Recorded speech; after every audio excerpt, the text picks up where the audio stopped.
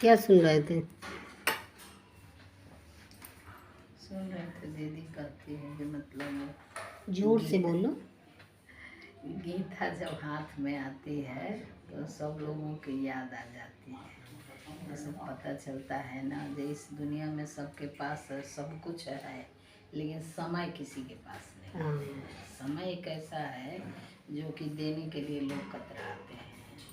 और दीदी ने कहा कि ए से सब कहते हैं कि ए से खाली एप्पल नहीं होता है, ए से एरोप्लेन भी होता है, आंट भी होता है, ऐसे कई शब्द बनते हैं। तो जब हमारे ज्ञान का विस्तार होने लगता है तो एक ही चीज़ से कई चीज़ें आदमी को समझ में आने लगती है कि एक ही शब्द से एक ही चीज़ नहीं हो सकता है, उसके अनेकों शब्द बन सकते हैं या अनेकों उसको अर्थ भी हो सकते हैं।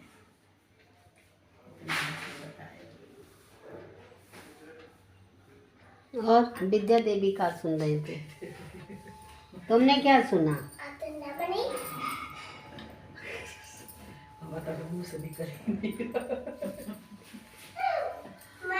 नहीं, सही बात है ना। जैसे जो दीदी लोग बताती हैं, अगर हम लोग उस चीज़ पे अनुभव करें, है ना, बैठ के थोड़ा सा समय दें और जो उन्होंने बताया है उसको हम बैठ के गहराई से सोचें, है कि नहीं, तो जब देखो तब तुमको कितना अनुभव होगा, कितना फ़ायदा होगा। हम केवल जाते हैं, सुनाते, सुनने के बाद फिर मनमाना आचरण, तो कहाँ से फ़ायदा होगा हमारा? होगा नहीं। संत, कोई भी संत बोलते हैं तो वो सब अपना अपना अनुभव बोलते हैं।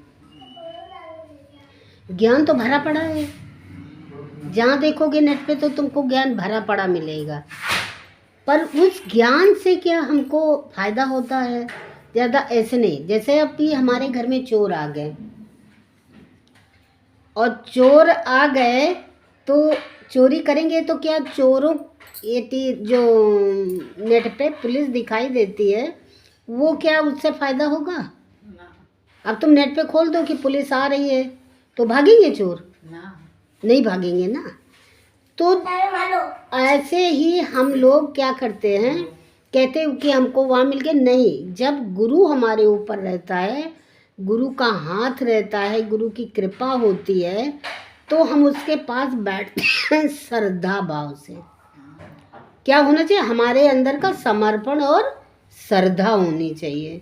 जब हम श्रद्धा से बैठते हैं और सुनते हैं तो वो जो बताते हैं वो सारा मेरे दिमाग में भरता रहता है। फिर उसको आके हम घर में क्या करते हैं? अनुभव। जैसे हम आएंगे तो कहेंगे प्रैक्टिस करते हैं। किसी चीज़ की प्रैक्टिस नहीं करोगी तब तक तुम्हारा कोई फ़ायदा है। चाहे डॉक्टर बन जाओ, चाहे इंजीनियर बन जाओ, तुमको प्रैक्टिस के लिए जाना ही पड़ता है। अच्छा, और फिर जीता जागता गुरु हमारे सामने रहता है, हम उसके ऊपर समर्पण होता है, उसका डर बना रहता है। डर किसी ना किसी का होना चाहिए। तो जब गुरु का डर है, गुरु, अब कहते नहीं हैं कि गुरु कौन सा यहाँ देख रहा, हम तो यही देखते हैं कि सब लोग जाते हैं, आते हैं, उसके बाद मनमाना आचरण करना, बैठ के इधर उधर की बातें। तो हमारे अंदर का सत्संग नहीं है नहीं। जब तक हम गुरु की वाणी का मंथन, उनके जो वचन होते हैं जो वो सुन के आते हैं, उस पर हमको मंथन करना, उसके लिए हमारे पास टाइम नहीं है। हम 10 मिनट का टाइम कहाँ देते हैं? तो जब तक हम अपने को टाइम नहीं देंगे, अपनी कृपा नहीं करेंगे, तब तक हमको कुछ फ़ायदा होने वाला नहीं है। जैसे कि एक विधवा औरत हो जाती थी तो लोग कहते थे इसको इधर उधर जाना मना है, घर में बैठो, तुम किसी से मिलना नहीं, किसी से बोलना नहीं, तो उसको क्या दायरे में रखते थे लोग, तो वो नहीं जाती। ऐसे ही गुरु जब हमको मिलता है तो कहता है कि पहले तुम जो करते थे उसको छोड़ दो, पर आज से तुम अपना भविष्य बनाओ। आज से तुम जब बैठोगे हमारे समर्पण में, हमारी बातें सुनोगे, जब उसको जाके घर में मंथन करोगे, 10 मिनट का ही टाइम निकालो, ज़्यादा नहीं है तुम्हारे पास अगर, तो हम 10-10 मिनट अगर रोज़ निकालेंगे तो हमारे पास बहुत सारा समय हो जाएगा, है कि नहीं। हम जो ये घर में करते हैं कर्म, वो कर्म है करते हो, उससे नहीं, ये कर्म तुम बहुत दिन से करते आते, पर जब तक गुरु की वाणी को नहीं अंदर बैठाओगे तब तक वो तुम्हारे कर्म भी शुद्ध नहीं होंगे।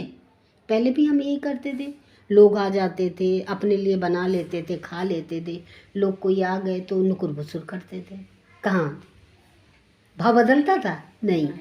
अब जब गुरु की शरण में गए तो गुरु ने बोला कि बिना निष्कामता के हमारा मन शुद्ध नहीं होता है। और निष्काम हमारे अंदर कब आता है? कि हमारे अंदर जब आएगा कि हम बनाते हैं, इसमें भगवान के लिए बना रहे, भगवान का भोग लगा रहे, तो कोई आ जाता है तो कहते लो प्रसाद है, प्रसाद खाओ, भाव बदल गया। पहले वही व्यक्ति आता था तो हमको गुस्सा आती थी, क्रोध आता था, ये खाने के टाइम आ जाता, कोई भी बात बची थी तो भाव बदल जाता है। हाँ, या अंदर कोई परेशानी भी होता है तो यही मन में आ जाता है। पहले तो आता था अरे हम ही ऐसे क्यों करें, हाँ, लेकिन फिर थोड़ा देर बाद में आ जाता है कि भगवान क्या कहते हैं, गुरु जी क्या बताते हैं, कि जिसको जो करना है करो, अपना भाव अपना अच्छा रखो। हाँ, अपना भाव आप अपना भाव अच्छा रखो। लेकिन अब ये मन में तो ये हो गया है कि जो करना है करने तो हम अपने के लिए सही रहे। हाँ, भाव तो आपको मतलब ये है, भले हमको बोलने नहीं आता है थोड़ा बहुत या जो कुछ भी नहीं तो बोलना ऐसे अंदर आएगा, दीदी ज्ञान बहुत मतलब हाँ, भरा हुआ है। हाँ, अंदर भर गया ज्ञान ना, बहुत भरा है। रोज जा किसी को तकलीफ मत दो, जो अपन जो करना है उसको करने तो हम अपने से अच्छा ही कार्य करें, हम अपने से अच्छा ही हर काम करें, अच्छा ही कार्य।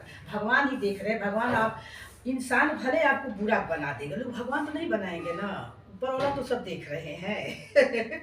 यही सब मन में आ जाता है। देखो इंसान क्या करता है क्या नहीं, इस पे अगर हम लोग जाएंगे हाँ। तो इसके लिए मम्मी कहती थी, गुरुजी कहते थे, दीदी लोग कहती है कि क्या कहेंगे लोग, सबसे बड़ा है रोग रोग है कि नहीं। हाँ। अगर हम सब लोगों कहे में चले, हमको केवल एक अपने अंदर ध्यान देना है कि परमात्मा की निगाह में हम गलत ना हो। अगर परमात्मा की निगाह में हम नहीं गलत हैं तो फिर कोई कुछ कहता रहे, हमको कोई फर्क नहीं है। ये भी मैं सुनी हूँ कि आपको परिवार या इंसान आपको थोड़ा सा ये कर रहा है ना, तो आपको भगवान का ऊपर ये मिल रहा है, हाथ मतलब हाँ आ रहा हाँ, है, ये माने है, मानी भाई बात है कि इसको चलोगे अनुभव करोगे तो तुम खुद देखोगे। यदि आपको परिवार हो या कोई भी सदस्य हो आपको ये कर रहा है, आपको नीचे देख रहा है, आपको छोड़ रहा है, तो मानिए कि आपको भगवान का हाथ आपके ऊपर बिल्कुल है, हो रहा है। वो कहते नहीं है जब बैरागी तो भगवान स्वयं थोड़ी उतर के आएगा, परिवार वालों के घट में बैठेगा, बच्चों के घट में बैठेगा, जहाँ जहाँ तो हमने इस चीज को देखा है, अपने अंदर का अनुभव बताते कि हमारा जहाँ जहाँ मोह था, हमने देखा भगवान ने उसी के घट में बैठ के हमको बैराग दिया। एक दूसरे के विपरीत जब चलते हैं तब जा करके आदमी को लगता है कि हमको भक्ति के मार्ग पर आ रहे हैं, घर वाले ही वो कर रहे हैं, हाँ, बैराग दे हाँ, रहे हैं, घर वाले कर रहे हैं, परिवार कर रहे हैं, पड़ोस कर रहे हैं, रिश्तेदार कर रहे हैं, सब चलेंगे, सब आगे बढ़ाएंगे। मने वो तुम्हारे साथ ऐसा नहीं करेंगे, तुम उनमें फंसी नहीं रहोगी है, और जब वो बैराग देंगे तभी तो हम निकलेंगे। तो ये सब चीजें तो अब बिल्कुल माने ये नहीं होता, कोई कुछ कह रहा तो तुम ही तो आगे बढ़ाते हो। पहले केवल सुनते थे तो नहीं आता था, पर इस चीज का जब अनुभव किया कि वो गलत नहीं कहती थी, बोला कि तुम अगर आज हमको मारते हो, पीटते हो, गलत कहते हो तो तुम ही तो भगवान हो, हम तुम्हारे अंदर से निकल गए। होता है ना, जब विपरीत दिशा में बच्चा ही है, अपने माँ बाप से विपरीत दिशा में चल रहा है, तो वो एक तरह से समझो जो उनको मजबूत वो कर रहा है, बैराग तुम्हारे घर वाले। तुम जब दीदी लोग कहती थी, जब तुम सत्संग में आते हो तुम्हारे घर में कुछ चुट-पुट होने लगता है, तो ये समझ लेना कि गुरु की कृपा हो गई। ये हमको ज्यादा मानेगी तो मैं इसी में तो चपके रहेंगे। हाँ, गुरु की कृपा हो रही है तो कि घर से निकलो, ऊपर ज्यादा नजर जाएगा कि ये भगवान देखो हमको ये ऐसी हमको करे। हाँ, भगवान को नाम आया कि नहीं आया। हाँ, यही सब इसीलिए मौन होके काटने बोला। ये सब चीजों से ही जहाँ जो चीज फिर गुरु जी तो कहते थे कि जो तुमको अच्छा लगे वो उठा लो, जो बुरा लगे वो छोड़ दो। छोड़ दो। हाँ। भाई जहाँ पे तुम्हारे ज्ञान में बाधा पड़ती आगे निकलने के लिए, जो बाधा डालता है उसको छोड़ दो, तुम आगे बढ़ो। सब निकालने वाले तो आ रहे हैं तुमको। तो हम तो अपने अंदर का अनुभव बताते कि हमको तो लोगों ने धक्का लगाया तभी हम वहाँ तक पहुँचे। और आज हमारे अंदर मने इतना भर गया है कि हम कुछ बता नहीं सकते। बस हम तो कोई कुछ कहता है तुम तो बैठ जाते, कहते भगवान और बढ़िया और है ये और भी क्या बात है दीदी, जो सत्य के रास्ते पर चलता है ना, तो हाँ। उसको तकलीफ तो होती है। तकलीफ, यही और- तकलीफ है हाँ। कि उसके खिलाफ लोग जाएंगे तो उसको होगा। हाँ।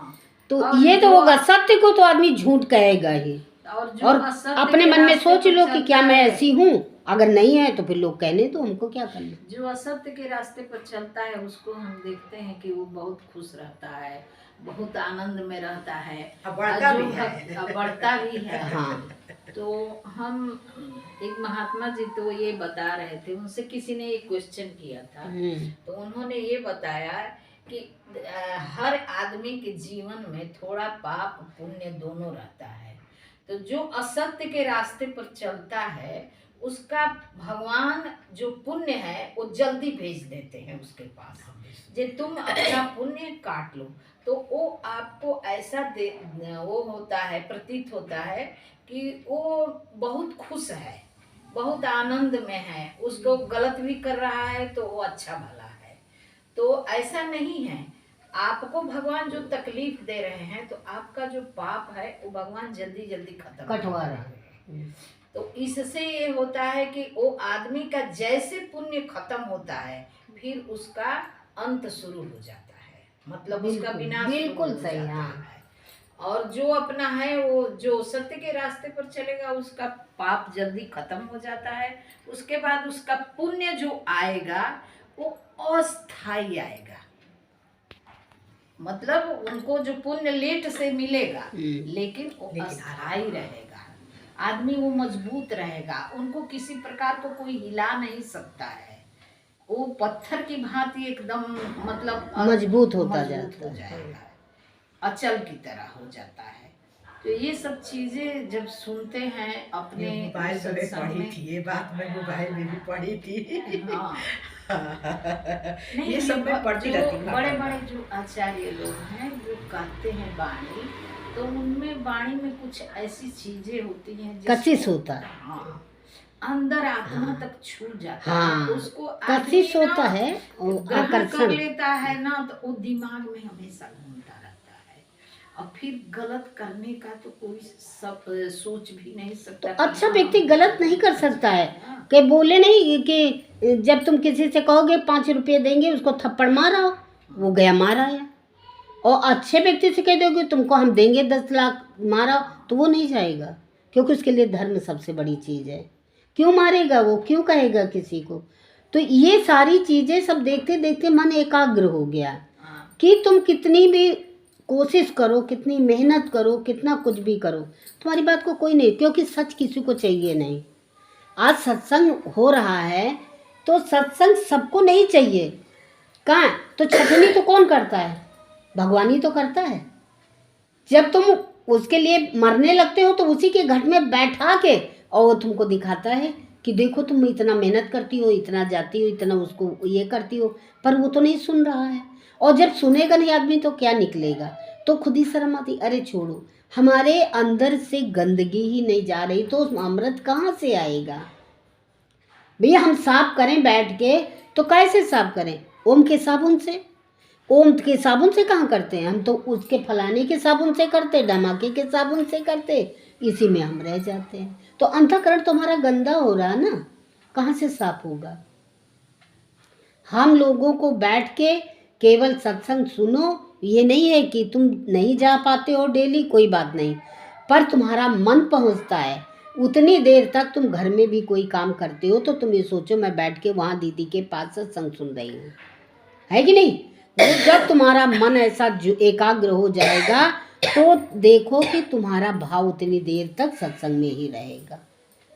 ये नहीं है कि हम अब थोड़ी थोड़ी बातों में कह देते कि अरे छोड़ो, कहाँ जाए सत्संग, आज ऐसा है, आज ऐसा है, आज क्या हम लोग सत्संग जाते तो हम लोगों के पास नहीं आता कुछ? हम लोग भी गृहस्थ के हैं, और गृहस्थ में बैठे हैं तो क्या काम नहीं होता है? कर्म तो सब होते हैं ना, पर जब हमारा मन उस जगह रहता है तो हम कहते अरे चलो थोड़ा सा आगे पीछे कर लेंगे, थोड़ा सा तपस्या कर लेंगे, अरे चलो आज सत्संग सुनाते हैं, बैठेंगे, सबसे मिलेंगे, मन कितना बहाल हो जाता है। वहाँ जाओ हॉल में तो ऐसा लगता है कि सब कुछ छूट गया, एक परमात्मा के सिवा कुछ भी नहीं है। उतनी देर तुम्हारी कितनी तपस्या, तुम एकाग्र करके मन सुनते हो। घर में भी कह दो कि हम नहीं जाते, पर बाणी सुन लेते, कौन चला देती हो बाणी, अपना काम करती, कहाँ सुनती हो? सुनते हो? बाणी लगा दो, चलती रहे, कान में नहीं। हाँ ये है, वो चलती है तो कभी कभी कान में तुम्हारे पड़ जाती है, पर कहते पूरी तो हम तो भाई नई चीज, वहाँ भी होता है एकदम शांत, एकाग्र सब साथ में बैठ के ही होता है। जितनी देर सत्संग होता है उतनी देर तुम्हारा मन एकाग्र रहता है, इसीलिए हमारी धीरे धीरे आदत बन जाती है। और जब आदत बन जाती, चाहे जहाँ बैठे वहाँ समाधि लग जाती है, वहीं हम भगवान से जुड़ जाते हैं। तो ये आदत बनाने के लिए हमको नेम टेम बहुत पक्का करना है, हमको जाना भी ज़रूरी है। हमको बैठ के, क्या हम लोग नहीं जाते हैं तो सत्संग तो ऑनलाइन मिलता है घर में, अरे ऑनलाइन तो मिल जाता है, पर वहाँ जाने से कुछ अलग ही प्रेम प्रकट होता है।